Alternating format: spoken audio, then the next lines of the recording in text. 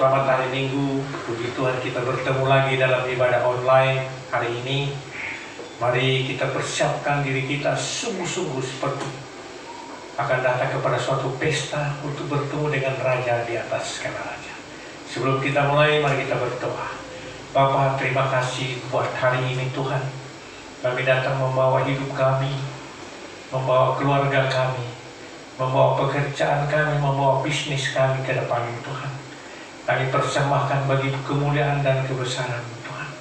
Hari ini kami mau dengan segenap hati, dengan segenap kekuatan akan mengikuti ibadah online ini dengan sungguh-sungguh ya Tuhan. Kami percaya bahwa Kau ada di dalam ibadah ini. Dari awal, pertengahan sampai selesai ya Tuhan. Beracara Tuhan. Karena kami tahu dan kami percaya bahwa 2-3 orang berkumpul, Namamu ditinggikan, dimuliakan, Engkau hadir Tuhan. Terima kasih Bapa, dalam nama Tuhan Yesus kami berdoa dan mengucap syukur. Haleluya. Kita yang siap beribadah online sama-sama katakan amin. Saudara-saudara, mari kita baca Mazmur 91. Orang dalam lindungan Allah, orang yang duduk dalam lindungan yang maha tinggi dan bermalam dalam naungan yang maha kuasa akan berkata kepada Tuhan, tempat perlindunganku dan kubu pertahananku, Allahku yang kupercaya. Sungguh Dia yang akan melepaskan engkau dari perangkap burung, dari penyakit sampar yang busuk. Dengan kepatnya yang akan melindungi engkau, di bawah sayapnya engkau akan berlindung. Kesetiaannya ialah perisai dan pagar tembok. Kau tak usah takut terhadap kedahsyatan malam, terhadap panah yang terbang di waktu siang, terhadap penyakit sampar yang berjalan di dalam gelap, terhadap penyakit menular yang mengamuk di waktu petang. Walau 1000 orang rebah di sisimu dan 10.000 di sebelah kananmu, tetapi itu tidak akan menimpa. Engkau hanya menonton jaringan matamu sendiri dan melihat orang-orang fasik. Sebab Tuhan ialah tempat perlindunganmu, yang maha tinggi telah membuat tempat perlindunganmu. Malapetaka tidak akan menimpa kamu, dan Tuhan tidak akan mendekat kepada nyamanmu. Sebab malaikat-malaikatnya akan diperintahkannya kepadamu untuk menjaga engkau di segala jalanmu. Mereka akan menantang engkau di atas tangannya, supaya kakimu jangan terantuk kepada batu. Singa dan ular gedung akan kau langgahi. Engkau akan menginjak anak singa dan ular naga. Sungguh hatinya melekat kepadaku, maka aku akan meluputkannya. Aku akan membentenginya sebab ia mengenal namaku. Bila ia berseru kepadaku, aku akan menjawab. Aku akan menyertai dia dalam kesesakan. Aku akan meluputkannya dan memuliakannya. Dengan panjang umur akan kukenyangkan dia, dan akan kuperlihatkan kepadanya keselamatan daripada. Amin.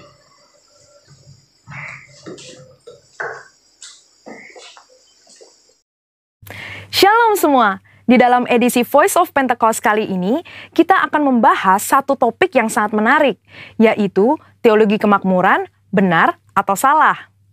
Mungkin banyak dari kita yang sering mendengar ada seseorang, suatu gereja atau pelayanan yang katanya menganut teologi kemakmuran. GBI Jalan Gatot Subroto pun tidak luput dari anggapan tersebut. Namun, perlu diketahui bahwa gereja kita sama sekali tidak menganut teologi kemakmuran. Supaya kita tidak terjebak di dalam pengajaran tersebut, mari kita sama-sama mempelajari dan memahami 4 hal mengenai hal kekayaan dari kitab Ulangan pasal 7 sampai 9, yaitu saat Tuhan mengajarkan kepada bangsa Israel selama di padang gurun. Yang pertama, kita tidak mengidentifikasikan diri kita berdasarkan kekayaan kita. Di dalam Ulangan 7 ayat 7 jelas mengajarkan bahwa Tuhanlah sebagai pencipta kita yang menentukan harga diri kita, bahwa kita adalah mulia dan berharga di matanya. Yang kedua, kita tidak mencari kenikmatan kita dari kekayaan. Raja Salomo jatuh karena melupakan kenikmatan bersama Tuhan dan mencari kenikmatan dari kesenangan duniawi yang didapat dari keberhasilannya. Pada dasarnya, Tuhan tidak melarang kita untuk menikmati berkat materi yang sudah Tuhan berikan, asalkan sesuai dengan kebenaran firman dan tuntunan Roh Kudus, serta tidak menempatkan kepuasan kita pada hal-hal yang bersifat materi. Jika tidak, kita akan terhilang dari rencana Tuhan atas hidup kita. Yang ketiga, kita tidak menaruh kekuatan kita pada kekayaan. Karena uang seringkali membuat pemiliknya merasa memiliki kendali dan kekuatan. Uang juga dapat membelokkan rasa keadilan seseorang dan membuat pemiliknya merasa lebih berkuasa dari orang lain. Dan yang keempat, kita tidak mencari tujuan hidup dari kekayaan. Di dalam Matius 6 ayat 24 dan Lukas 16 ayat 13, Yesus menyatakan bahwa kita tidak dapat melayani dua tuan. Dan di dalam Ulangan 8 ayat 18 juga dengan jelas berkata bahwa Tuhanlah yang memberi kekuatan untuk menghasilkan kekayaan dan mengenapi perjanjian Abraham, yaitu berkat bagi Israel supaya melalui Israel semua kaum juga dapat diberkati. Kita perlu mengerti 4 hal tersebut, supaya kita tidak dapat dengan mudah terbawa oleh pengajaran teologi kemakmuran. Karena teologi kemakmuran adalah suatu penyimpangan dari sebuah pengajaran Alkitab yang benar. Ingat, Tuhan mau kita sebagai anak-anaknya berhasil dan diberkati, namun melalui pengajaran yang benar.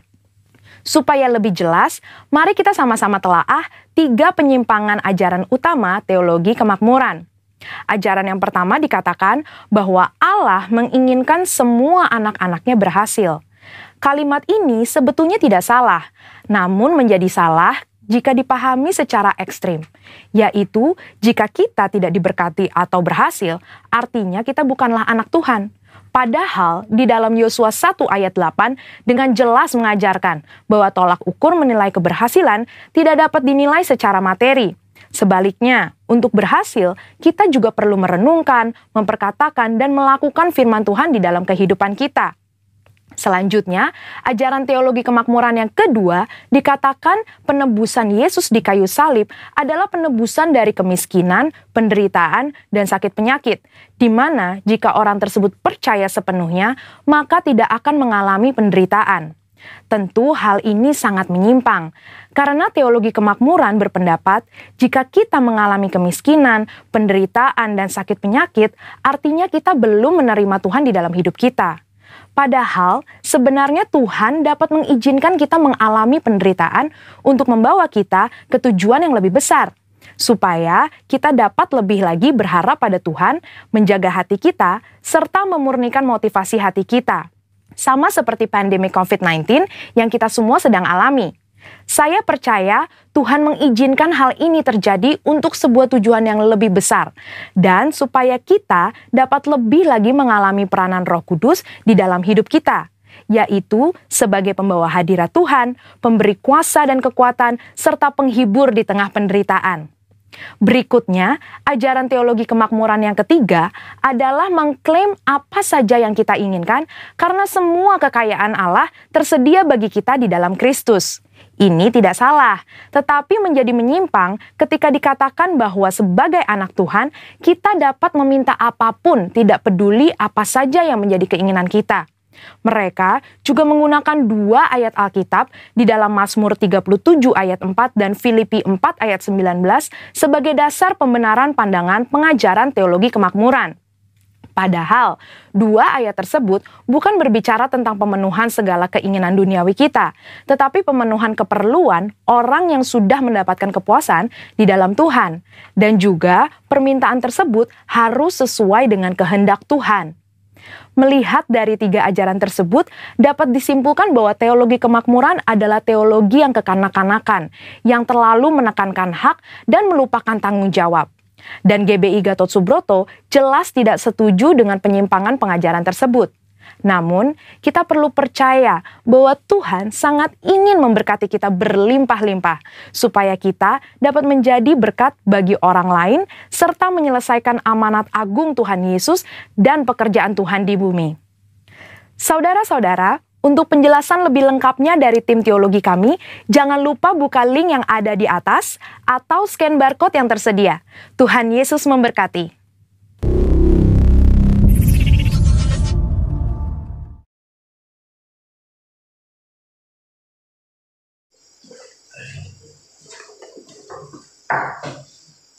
Haleluya saudaraku, mari kita arahkan hati kita. kita buka hati kita untuk undang Dia. Biar karena Tuhan Yesus hadir dalam ibadah kita dimanapun kita berada. Saya percaya kuasa Tuhan akan menyertai kita, karena Dia Raja kita, Dia Tuhan kita. Dia akan menyertai kita. Saya percaya melalui ibadah online ini kita akan disertai oleh Tuhan, dan penyertaan Tuhan akan menuntun kita. Mari buka hati, kita sembah Dia, kita mau puji Dia, kita mau tinggikan Dia. Haleluya. Kaulah Tuhan Raja kami. Kaulah Tuhanku, Kaulah Raja, Kaulah yang termulia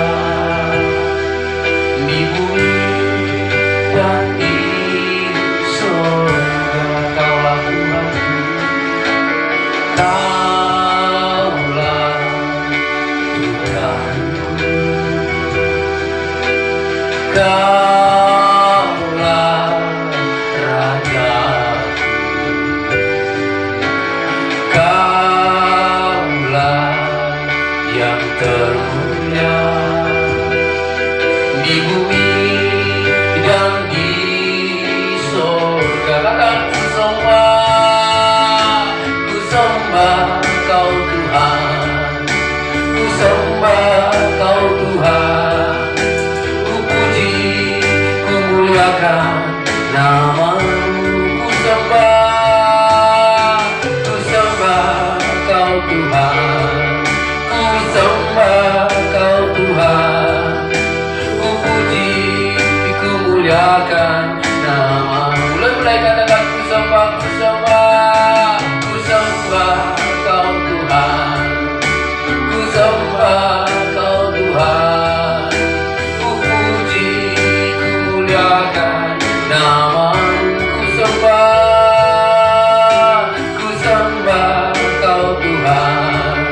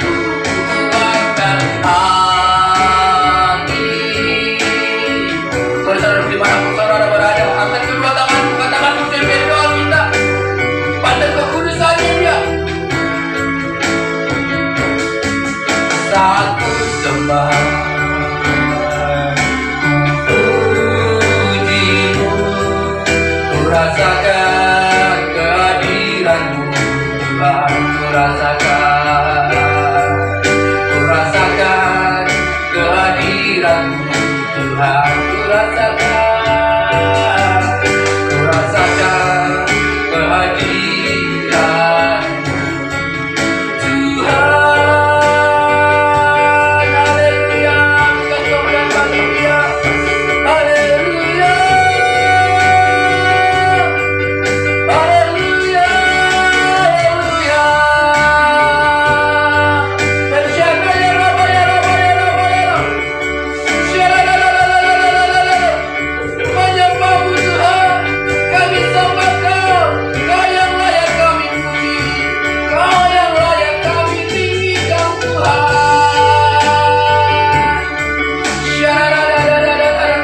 Haleluya, ya Rabb, ya Rabb, ya Rabb, ya Rabb, ya Rabb, ya Rabb, ya Rabb,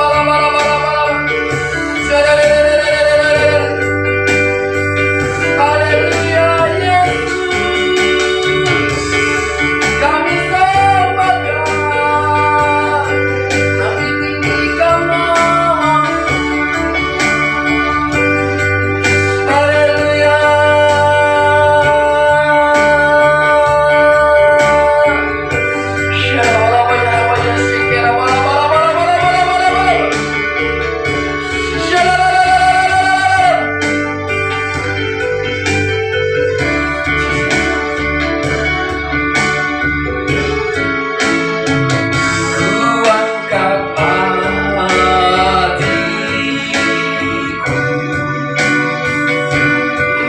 Pandang keputusanku, satu sembah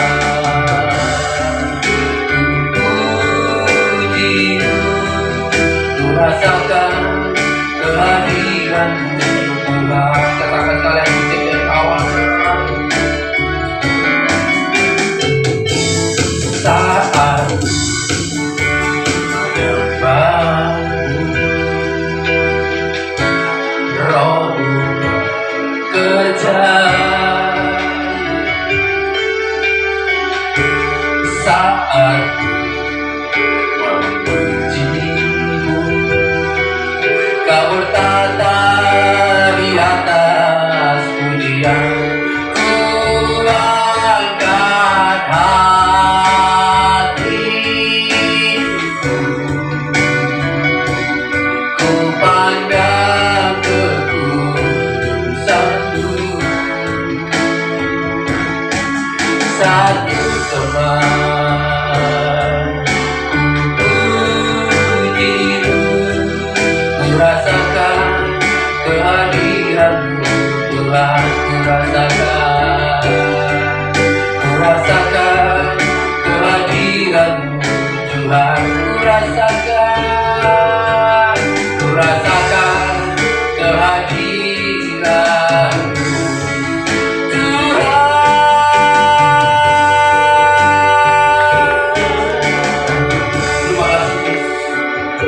Terima kasih Bapak. Inilah penyembahan kami, dan penyembahan kami adalah penyembahan yang berkenan untuk boleh menyenangkan hati Dia. Berkati kami lebih lagi ya, karena sebentar Tuhan kami akan bersorak-sorai batin untuk meninggikan Engkau, untuk memberikan Engkau bahwa Engkau adalah Raja segala raja.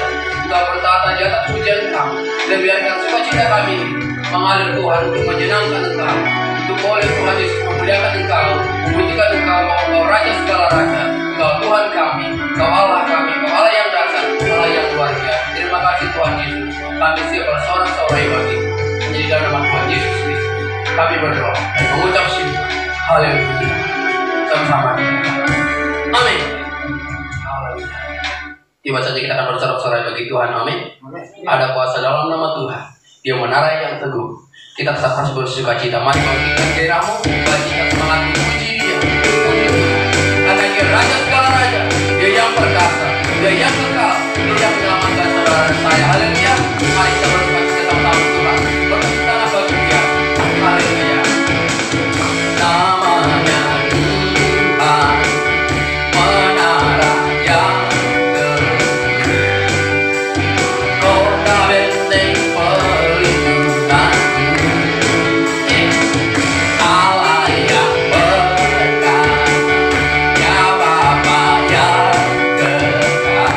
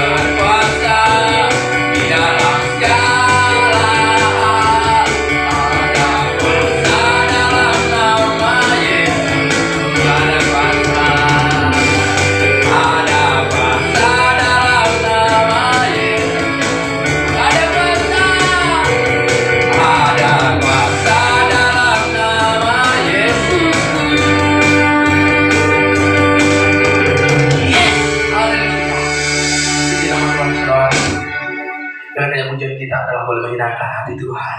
Tiba saatnya kita akan berikan yang terbaik untuk pujian Tuhan, saudaraku. Dan kita juga akan dipersiapkan persembahan saudara. Kita juga akan mendengarkan kebenaran firman Tuhan. Mari siapkan hati mendengarkan kebenaran firman Tuhan. Haleluya. Mari saudaraku, kita akan saksikan, kita akan mendeklarasikan Pentakosta ketiga. Pentakosta ketiga. 1. Pentakosta ketiga adalah pencurahan Roh Kudus yang dahsyat di zaman now, melebihi yang terjadi di Azusa Street. 2. Pentakosta ketiga akan mengakibatkan penuaian jiwa yang terbesar dan yang terakhir sebelum Tuhan Yesus datang kembali. 3. Pentakosta ketiga akan membangkitkan generasi Yeremia, yaitu anak-anak muda yang dipenuhi Roh Kudus, cinta mati-matian kepada Tuhan Yesus, tidak kompromi terhadap dosa, dan akan bergerak untuk memenangkan jiwa. 4. Pentakosta ketiga lahir di Indonesia dan bergerak ke bangsa-bangsa. Gerakan ini dari timur ke barat dan akan kembali ke Yerusalem. 5. Pentakosta ketiga akan memberikan kuasa untuk menyelesaikan amanat agung, dan setelah itu Tuhan Yesus datang kembali. Amin. Haleluya. Mari kita akan pujian kita kebenaran firman Tuhan.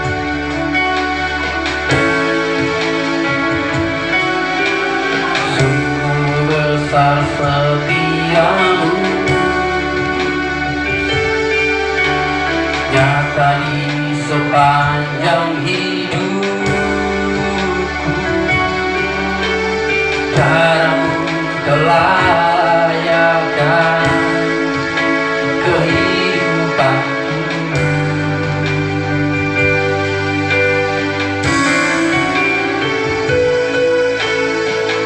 Tiada kata yang bisa lukiskan indahnya Kau Tuhan. Bagimu segala pujian dan kemuliaan. Katakan ku tinggikan,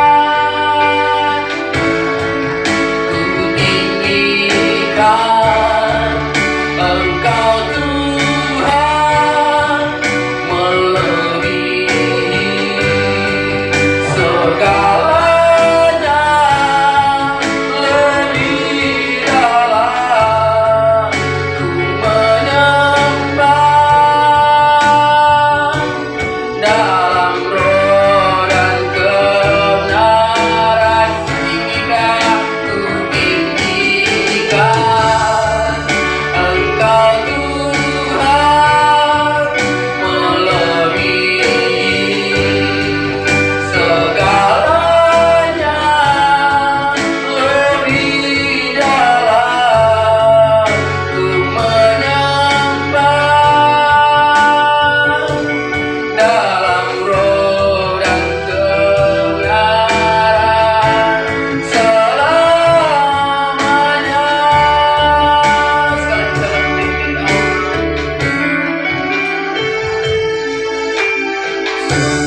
besar setiamu, Yesus Tuhan,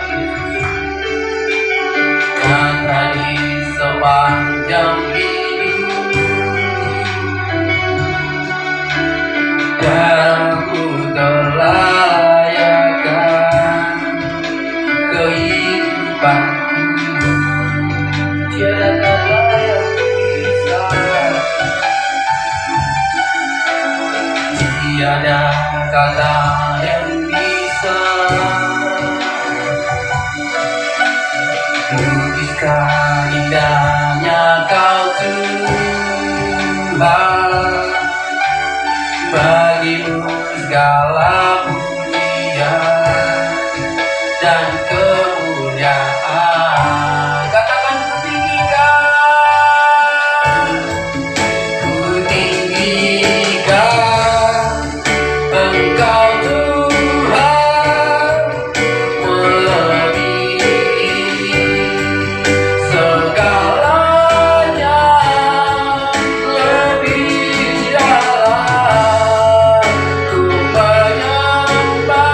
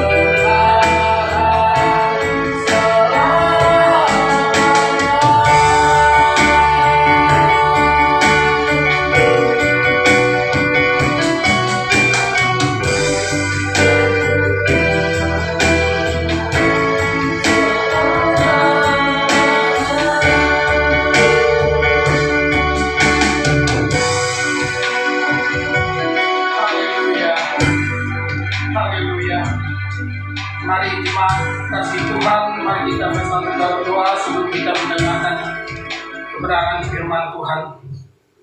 Terima kasih Bapa, kami bersyukur Tuhan kami boleh berkumpul menyaksikan ibadah online ini, keluarga lepas keluarga dimanapun kami berada ya Tuhan.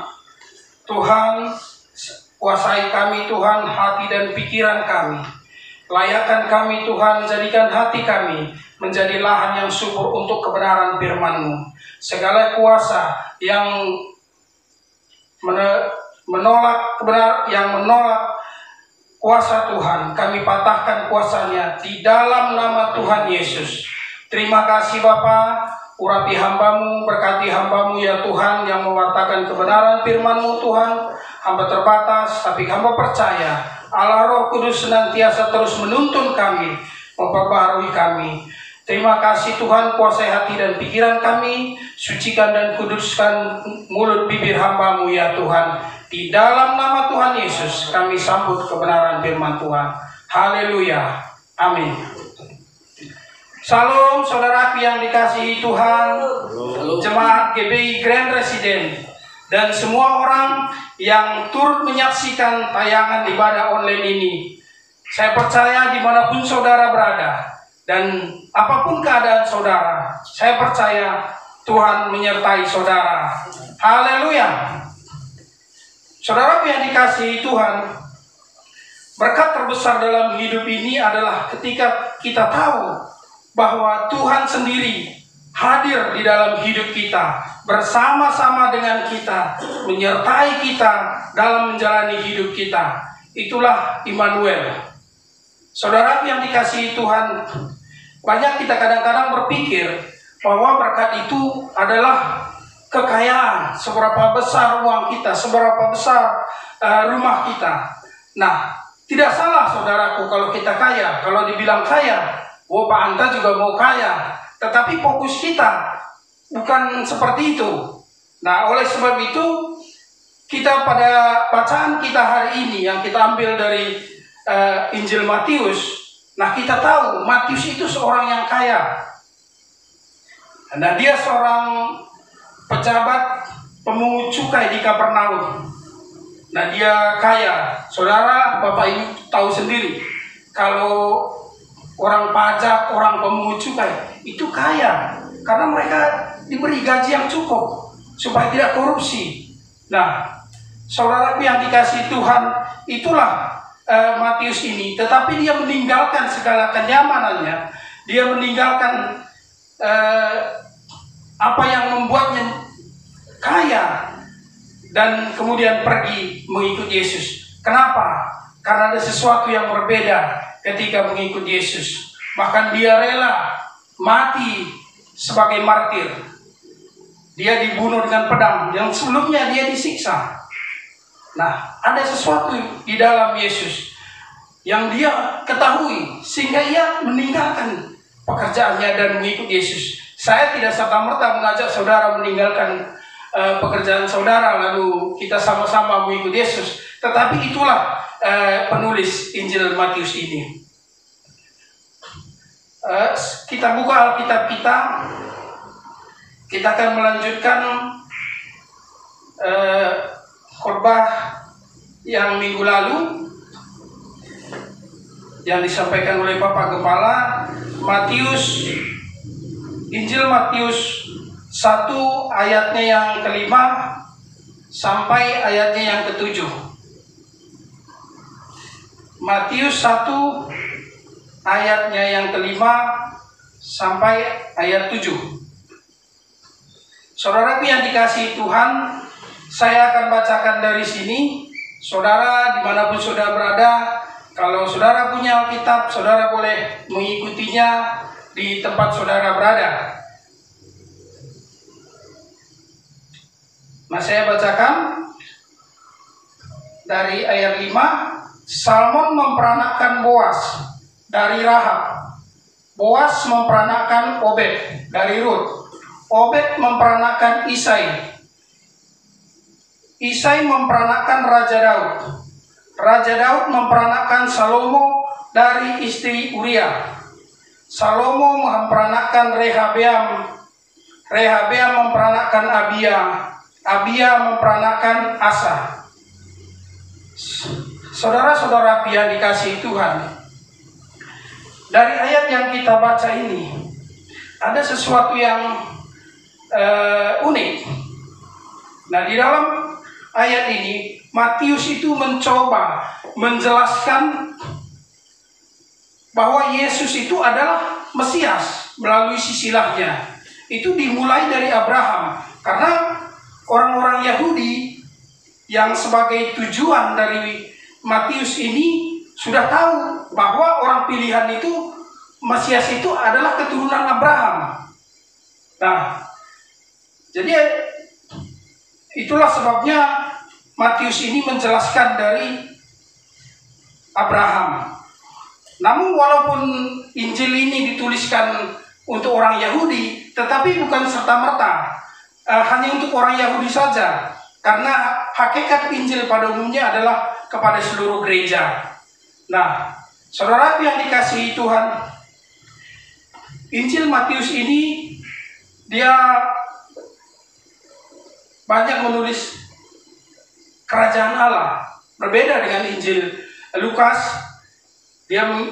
Injil Matius lebih menghargai kebiasaan orang Yahudi, yaitu enggan atau segan menyebut nama Allah, sehingga dia pakai kerajaan surga. Nah, saudara yang dikasihi Tuhan, nah inilah jadi kita akan bahas apa yang menarik dalam Injil yang kita baca ini.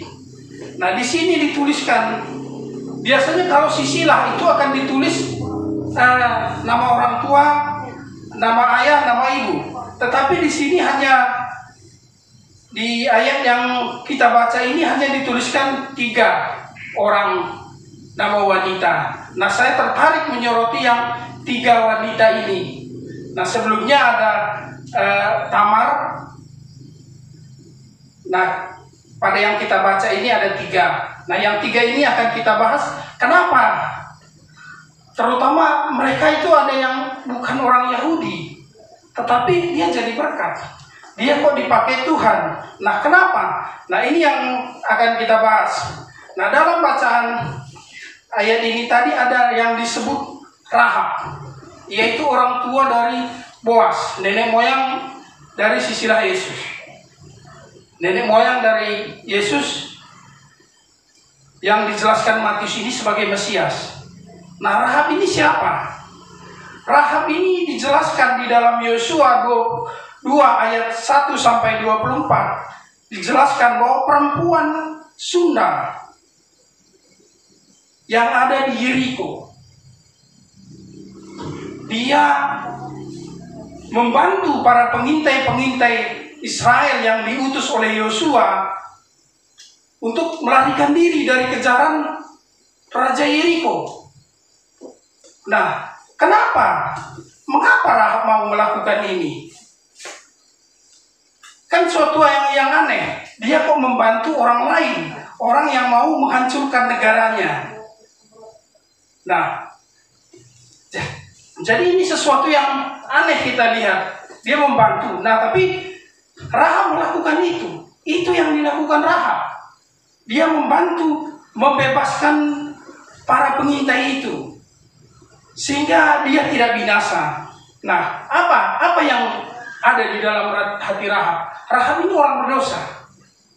Nah, saudara yang dikasihi Tuhan, mungkin banyak kita lihat orang yang memang sudah mau keluar dari dosa, tetapi mereka susah keluar karena lingkungan. Nah, Rahab ini, dia sebagai orang Sunda, dia mau meninggalkan kepercayaannya, mau meninggalkan perilakunya, tetapi dia susah keluar. Nah, sehingga bagaimana caranya? Ternyata dia sudah mendengar kemasuran dari Allah Israel bahwa itu lebih hebat. Dia tahu bahwa orang Israel itu berperang, walaupun tidak sebanding Israel menang. Nah, dia tahu bahwa negaranya akan hancur. Nah, satu-satunya cara ini adalah kesempatan yang tepat untuk saya meninggalkan kondisi saya ini, sehingga dia percaya, dia yakin dan percaya bahwa Allah Israel jauh lebih hebat. Nah, itulah sebabnya Rahab membantu orang Israel untuk agar pengintai-pengintai dari bangsa Israel diselamatkan. Nah, tetapi sebagai imbalannya, selamatkan saya dan keluarga saya. Nah, itu ditepati oleh bangsa Israel. Nah, kita lihat di Ibrani 11 ayat 31 dikatakan, Ibrani 11 ayat 31.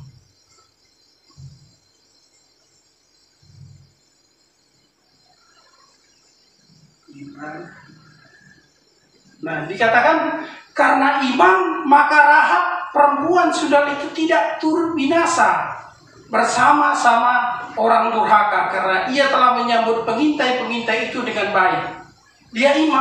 Dia punya iman bahwa ini loh lebih hebat, dan dia yakin itu. Itulah sebabnya dia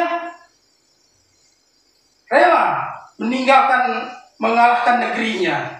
Nah, saudara-saudara yang dikasihi Tuhan, seberapa besar kekelaman masa lalu kita, dan siapapun kita akan dipakai oleh Tuhan menjadi berkat jika kita mau bertobat, memperbaiki diri. Itu yang dilakukan Rahab. Rahab bertobat, memperbaiki diri. Kalau dia tidak memperbaiki diri, dia nggak boleh ikut bangsa Israel. Dia nggak bakalan diizinkan. Nah, tetapi Rahab mau memperbaiki diri. Jadi, saudaraku yang dikasihi Tuhan, saya mengajak kita semua mulai terus memperbaiki diri. Hari demi hari, satu persatu, kita terus memperbaiki diri. Agar kita boleh dipakai menjadi berkat.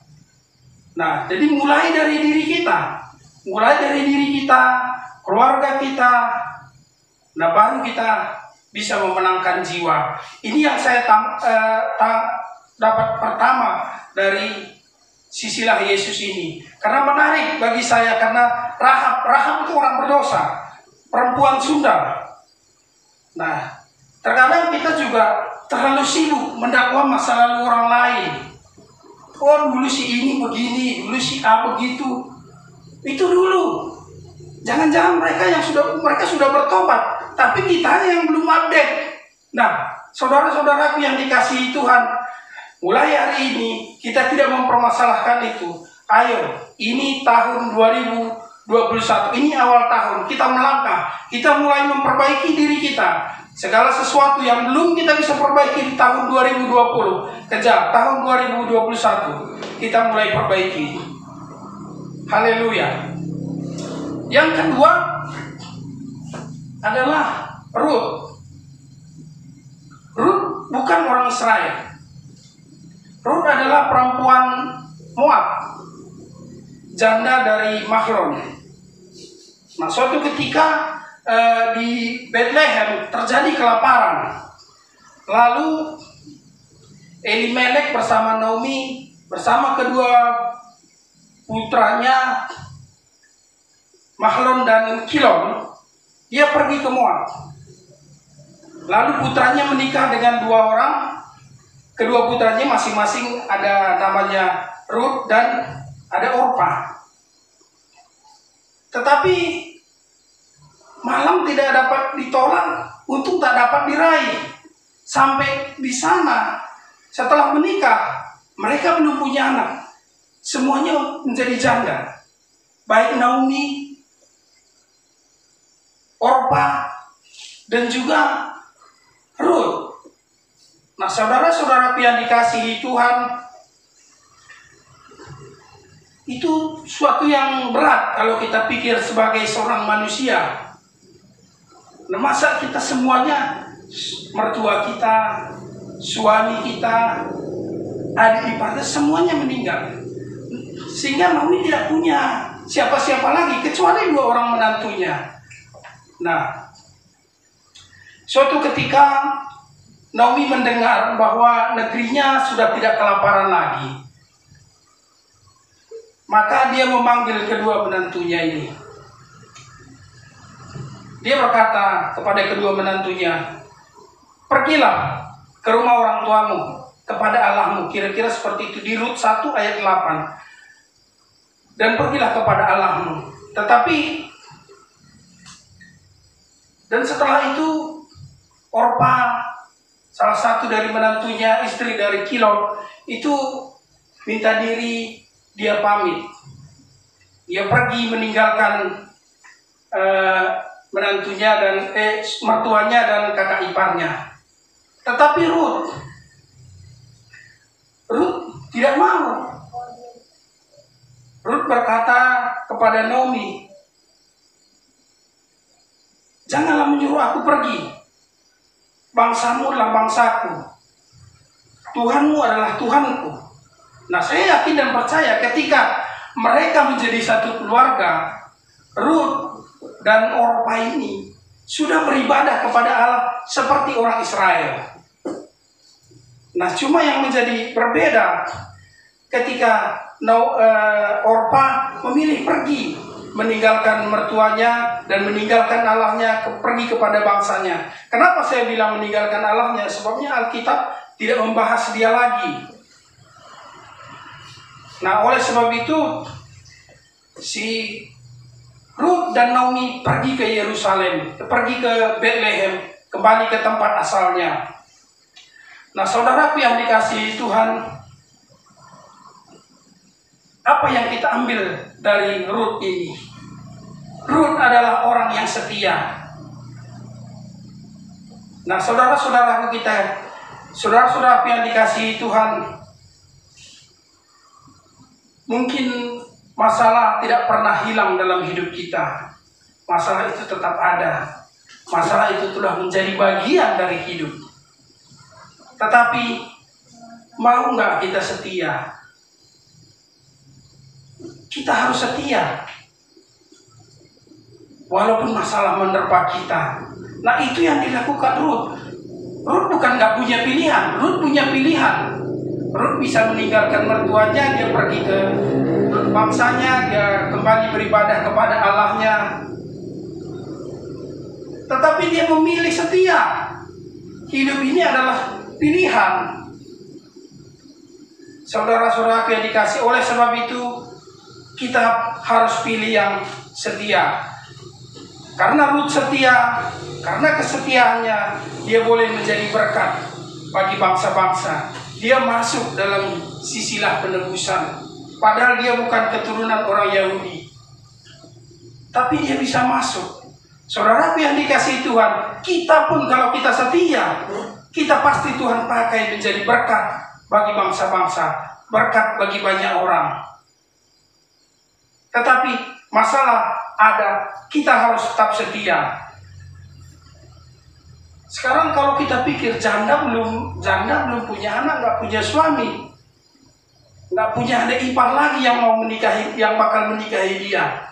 Nah, Naomi semua berkata begitu, "Saya tidak punya anak laki-laki lagi yang akan menikahi kamu." Tapi dia tetap di situ. Tuhan pakai dia ketemu dengan Boas yang mau menebusnya. Nah, saudara yang dikasih Tuhan, jadi kita harus setia di tengah apapun yang kita alami.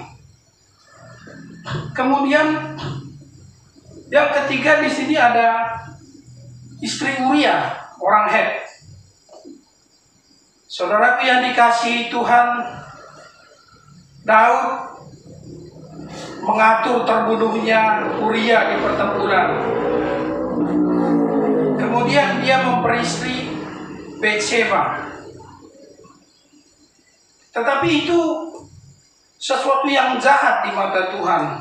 Mari kita buka di 2 Samuel 11 ayat 27.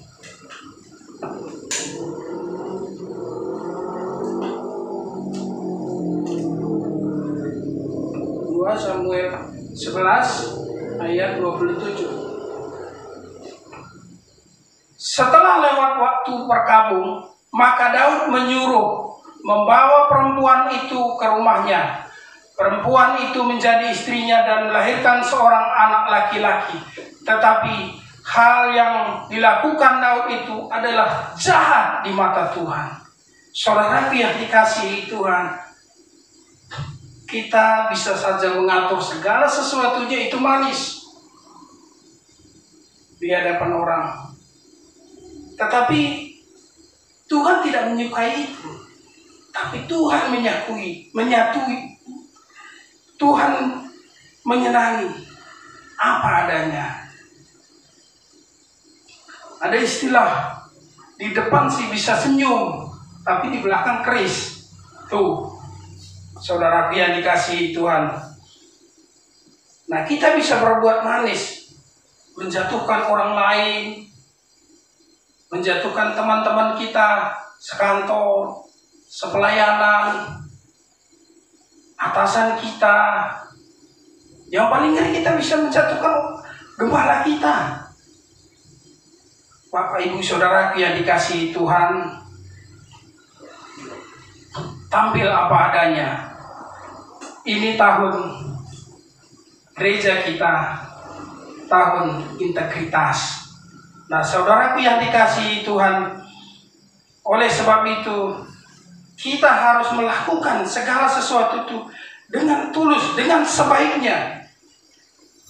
Kalau kita sudah punya salah, kita bertobat. Itu yang dilakukan Daud dan Betseba. Betseba dan Daud bertobat. Ketika Tuhan datang menghukum mereka, mereka tidak saling menyalahkan. Kan suka ada kalau tadinya konspirasi, nggak taunya sama-sama teman konspirasi jadi ribut tuh.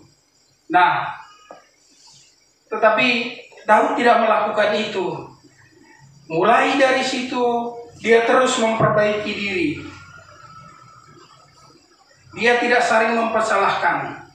Nah, di awal tahun ini, yuk kita mau saling memperbaiki diri. Kita introspeksi, kita cek diri kita. Mulai dari diri kita. Kita perbaiki diri. Kita sama-sama memperbaikinya. Tidak perlu kita menoleh ke belakang. Oh, dulu kamu begitu. Dulu begini. Dulu begitu. Oh, tidak perlu. Yuk, mulai dari sekarang. Perbaiki satu demi satu. Kalau hari ini belum bisa, besok. Terus, sampai kita berkenan. Sampai kita benar-benar berkenan di hadapan Tuhan.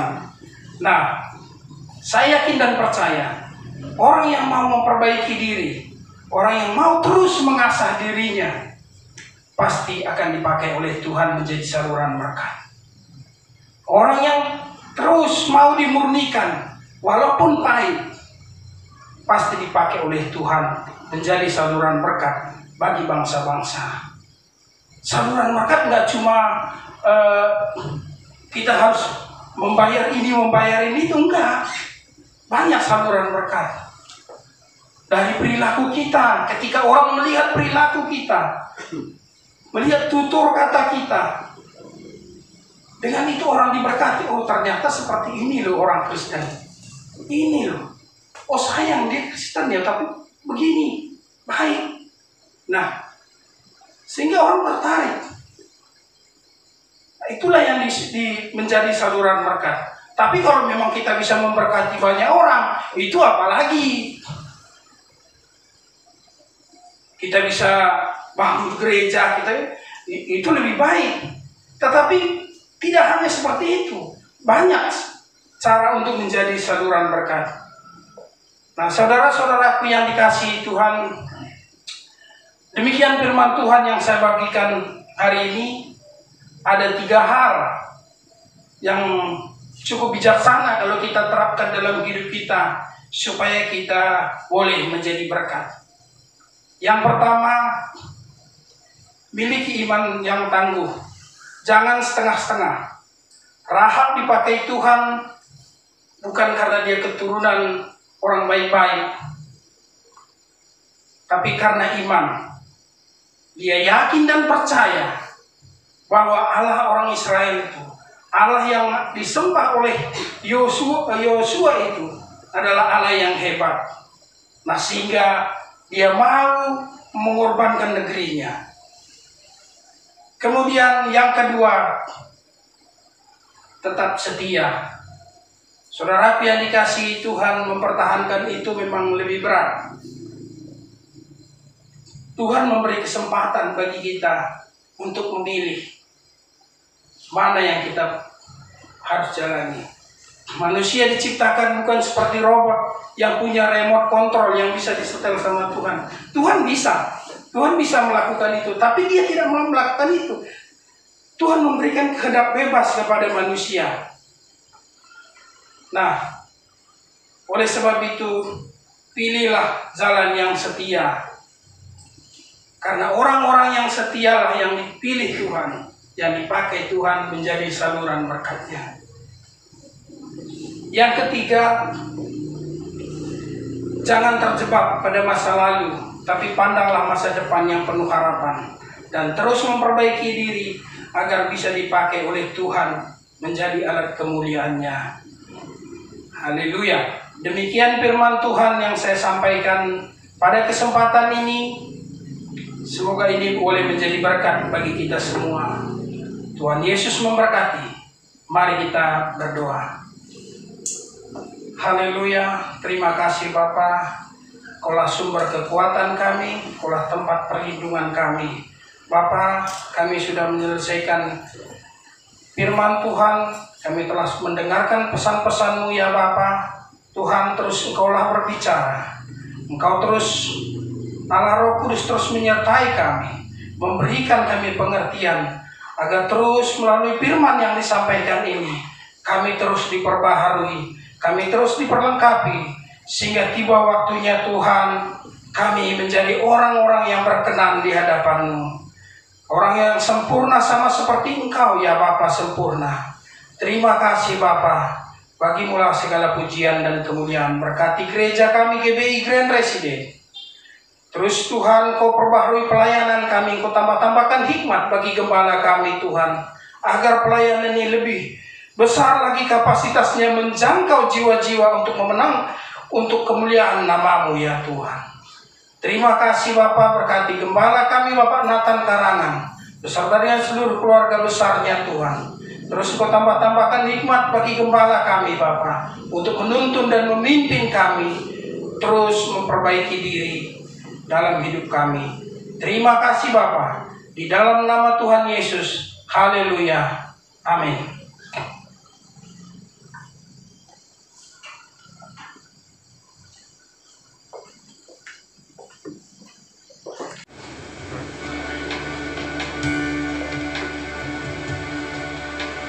Hanya dekat kasih-Mu Bapa, jiwaku pun tenang. Engkau menerimaku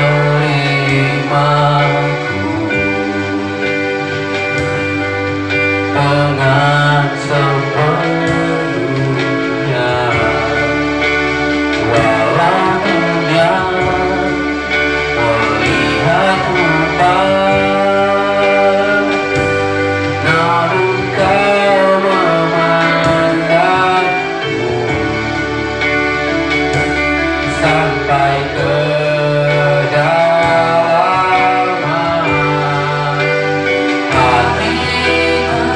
Katakan Tuhan, Tuhan ini layak Tuhan. Kau mengenal hatiku yang melebihi semua, yang terdekat sekalipun. Tuhan ini layak Tuhan. Kau menjaga hatiku supaya kehidupan memancarkan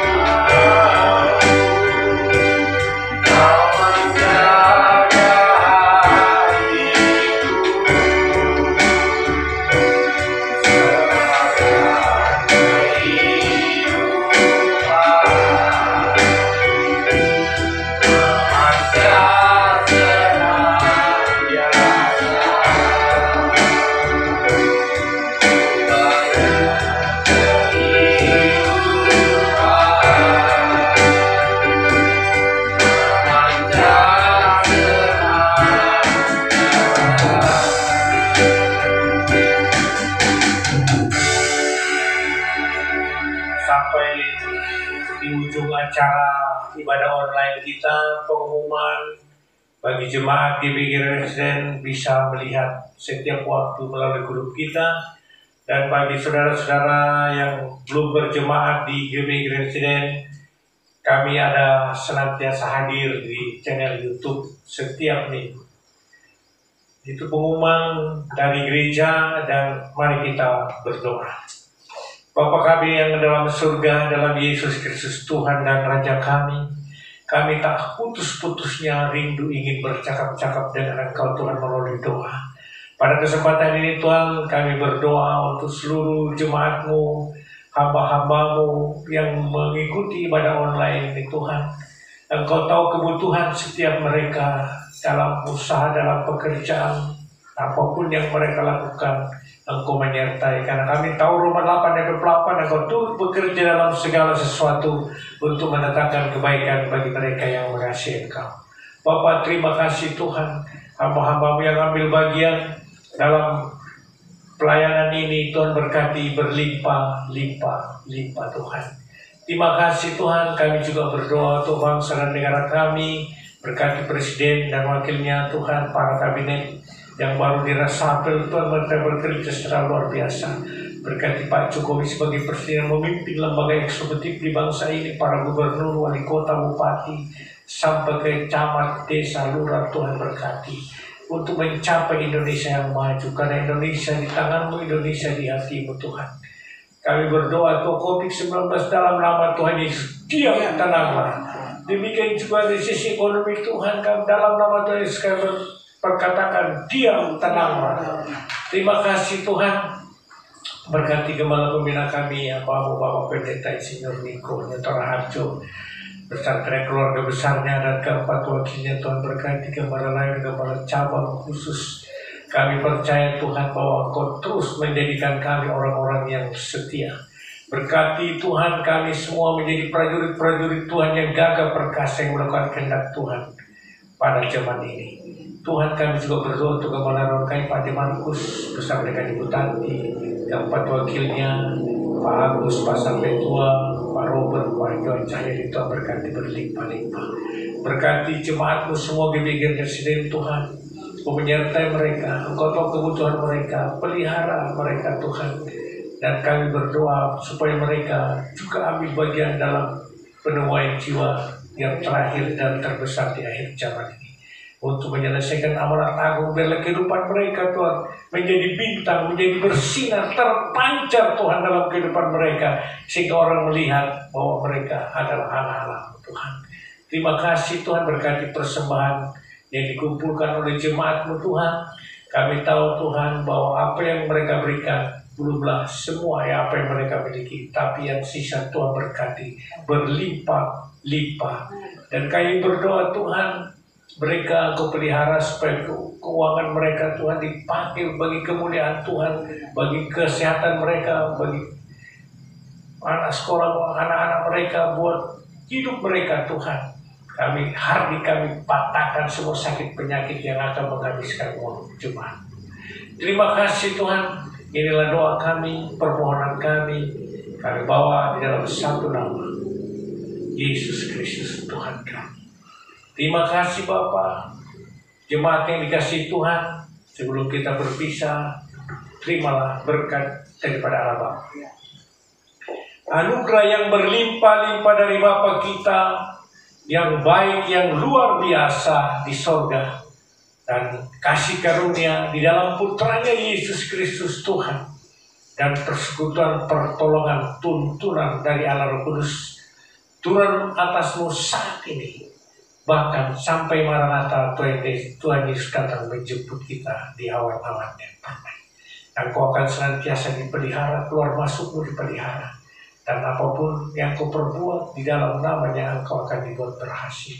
Keluargamu akan dilindungi, anak-anakmu akan dibuat hebat-hebat, dan pekerjamu akan diberkati secara luar biasa. Di dalam nama Yesus Kristus Tuhan, kita yang percaya dan sudah diberkati Tuhan, sama-sama katakan amin. Kasih Tuhan